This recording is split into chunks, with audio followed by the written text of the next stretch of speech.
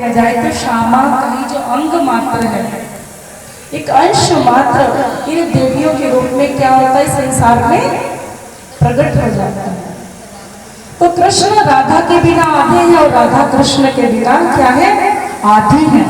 और जब वो अलादि शक्ति श्यामा महारानी और श्री कृष्ण के अंतरंग स्वरूप में प्रकट हो जाती है, तभी उन कृष्ण को ही जुगल स्वरूप कहा जाता है, जिसको हम कहते हैं जुगल स्वरूप को जाप है मंत्र तारतम सोही।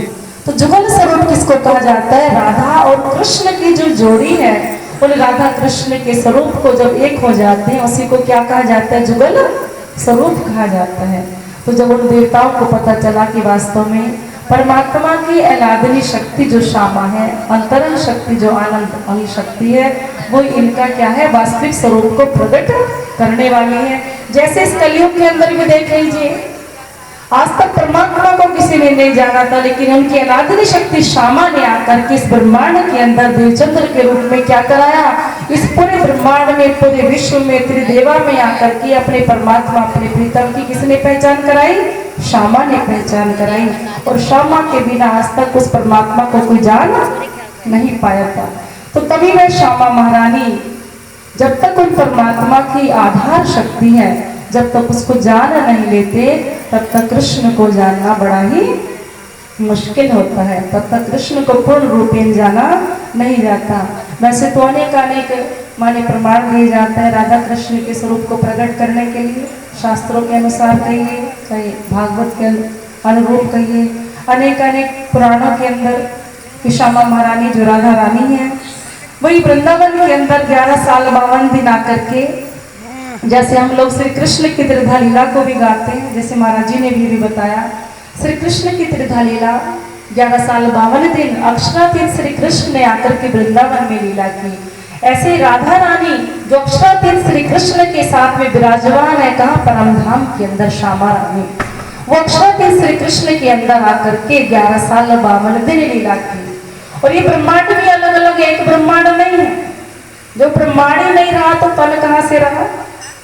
ये ब्रह्मांड ही बदल जाते हैं। सबसे पहला ब्रह्मांड था काल माया का ब्रह्मांड। उस काल माया के ब्रह्मांड में 11 साल 51 दिन लीला करके लीला किए, और 11 साल 51 दिन लीला करके पतन हो जाता है इस ब्रह्मांड का। 52वें दिन दूसरे ब्रह्मांड बना योग माया का, जिसको अखंड वृंदावन कहा गया, जो केवल धाम के अंदर जो आज भी अखंड रूप में वह रास चल रहा है, जिसमें साक्षात अक्षर ब्रह्म ने जो इच्छा प्रकट की थी परम धाम में वे आनंद की लीला कौन सी है, तो अक्षर ब्रह्म को वही आनंद दिखाने के लिए रास हुआ। उन अक्षरातीत के साथ में माने वो ब्रह्म प्रियाएं आकर के उस योग माया के अखंड ब्रह्मांड में 52वें दिन जब भगवान कृष्ण बंशी बजाते हैं, तो वे दूसरा ब्रह्मांड था जिसको हम योग माया का ब्रह्मांड कहते हैं, जिन्होंने आकर के रास मंडल में साक्षात सच्चिदानंद परमात्मा के साथ में लीला की। तो वे ब्रह्मांड दूसरा बना जो का त्यों आज भी ऐसे चल रहा है। उसके बाद में ये तीसरा ब्रह्मांड बना जिसको हम काल माया का ब्रह्मांड कहते हैं। पुनः द्वापर युग का निर्माण हो जाता है, और वही द्वापर युग आज भी चला आ रहा है। पहले ब्रह्मांड का पतन हुआ, अक्षर के हृदय में अखंड हो गया। दूसरा ब्रह्मांड जिसको हम योगमाया का ब्रह्मांड कहते हैं, जहाँ पर रासलीला हुई सभी ब्रह्म प्रियाओं के साथ में, साक्षात राजी महाराज श्री कृष्ण ने अखंड रासलीला की, वह दूसरा ब्रह्मांड था। और ये तीसरा ब्रह्मांड, पहला ब्रह्मांड ब्रज का, दूसरा ब्रह्मांड रास का, और तीसरा ब्रह्मांड ये कौन सा है? काल माया का, जिसको हम क्या कहते हैं? जागने का ब्रह्मांड। तो ये पुनः द्वापर युग प्रकट हो जाता है, और इस जागने के ब्रह्मांड में 11 साल 52 दिन की लीला तो पूरी हो जाती है, लेकिन तीसरे ब्रह्मांड में लीला चलती है। 7 दिन गोकुल में रहे, 4 दिन मथुरा के कहे, गजमल कंस को कारज कियो सेन को टीका दियो। ये तीसरे ब्रह्मांड की लीला है। गोलोकनाथ कृष्ण की लीला ये तीसरे ब्रह्मांड की लीला है। और अक्षरातीत श्री कृष्ण सच्चिदानंद परमात्मा की जो लीला है वो ब्रज और रास की लीला है।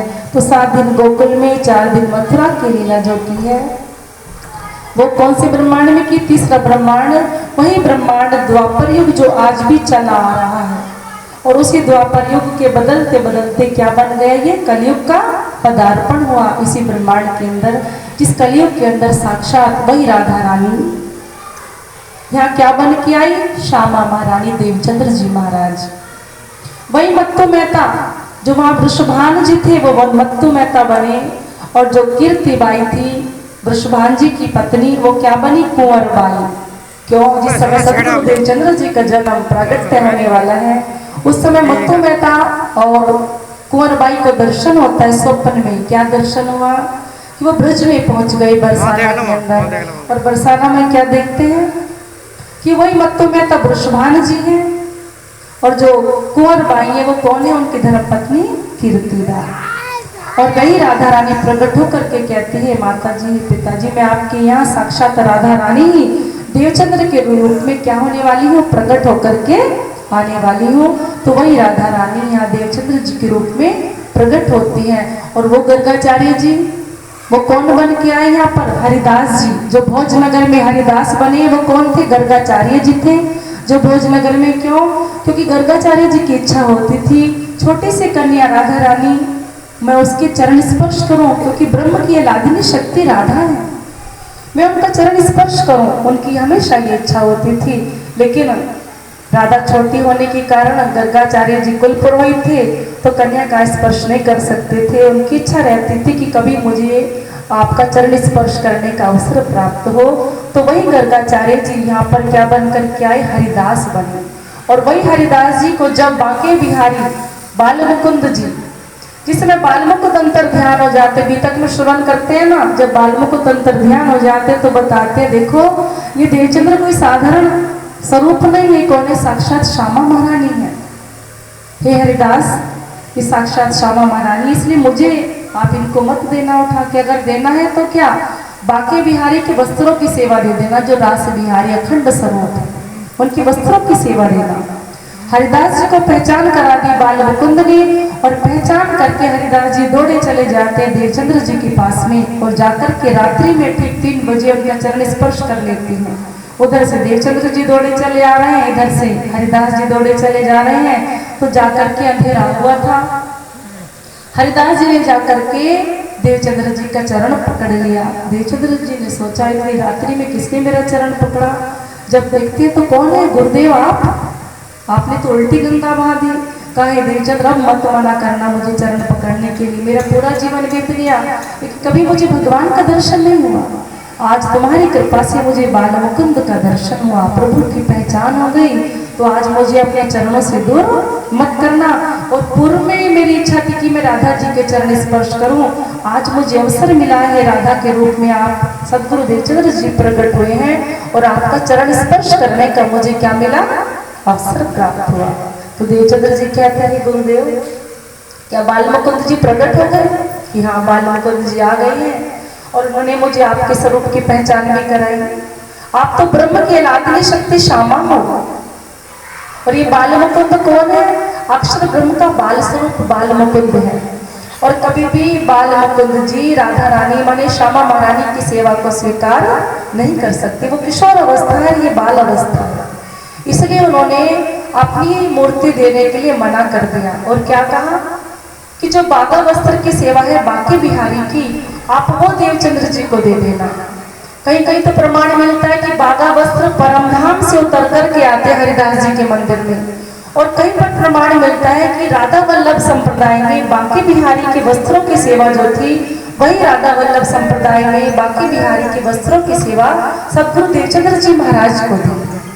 और सदगुरु देवचंद्र जी महाराज ने वही बागा वस्त्र की सेवा ले जाकर के अपने घर के अंदर सुंदर निज मंदिर बना करके सुंदर चौकी पर मुकुट मुरली और बागा ये सजाया, और तभी से उनकी सेवा करना बांके बिहारी की राधा कृष्ण की सेवा करना शुरू किया। और हमारे श्री कृष्ण प्रणामी धर्म में कहिए निजाना संप्रदाय में सदगुरु देवचंद्र जी महाराज ने उस समय जो मुरली मुकुट और बागा की सेवा पधराई थी, आज भी वही सेवा चल रही है, उसको बदला नहीं गया। हमारे प्रत्येक मंदिर में मुरली मुकुट और बागा वस्त्र की सेवा जो राधा वल्लभ संप्रदाय से मिली थी, हरिदास जी महाराज ने किसको दी थी? देवचंद्र जी महाराज को। बस अंतर क्या हुआ? बागा वस्त्र मुरली मुकुट की सेवा तो वही चल रही है, लेकिन प्रहलाद जी महाराज जो वाणी लेकर के आए पन्ना में, उस वाणी को उसके अंदर पधराया गया। मुरली मुकुट बागा वस्त्र वही है, सेवा वही चल रही है, लेकिन उस वाणी को पधरा करके उस पर बागा वस्त्र मुरली मुकुट पधरा दिया जाता है। लेकिन सेवा पद्धति सखी भाव भजियो भक्तार, सखी भाव की भक्ति आज भी वही चली आ रही है। अनन्य प्रेम लक्षणा भक्ति राधा कृष्ण की जो अनन्य भक्ति है उसी को, इसलिए कभी भी राधा कृष्ण के स्वरूप में अंतर नहीं करना। एक राधा और कृष्ण दोनों एक ही हैं। अगर राधा उनके प्राण है तो ये समझिए आत्मा कृष्ण है, और यदि कृष्ण आत्मा है तो राधा उनकी प्राण है। तो उनसे कृष्ण अलग नहीं है राधा से, और राधा कृष्ण से राधा अलग नहीं है। वो दोनों एक दूसरे के क्या है, पूरक है। केवल उनके स्वरूप को जान करके, तत्व से पहचान करके कि परम धाम में साक्षात राजी महाराज सच्चिदानंद परमात्मा श्री कृष्ण, श्यामा महारानी इस ब्रजमंडल में राधा कृष्ण के रूप में आकर के वही परमधाम की जो प्रेमानंद की लीला है, इस ब्रह्मांड में आकर के भी हम ब्रजवासियों को उन्होंने वही प्रेम लीला का यहाँ पर क्या कराया, दर्शन कराया। और इस दर्शन को करके वो कृष्ण तो एक क्षण भी, एक पद भी इस वृंदावन से बाहर नहीं गए। कहते हैं वृंदावन परित्यज्य पादमेकम न गच्छति। इस वृंदावन को छोड़ करके वो श्री कृष्ण चंद्र एक कदम भी बाहर नहीं जाते हैं। वो तो केवल इसी वृंदावन के अंदर आए, किसी व्यक्ति को मारने नहीं आए थे। वो तो प्रेम और आनंद के लीला का क्या करने आए थे, दर्शन कराने के लिए आए थे। बोलो राधा रानी सरकार की जय। सुखपाल जी महाराज देखो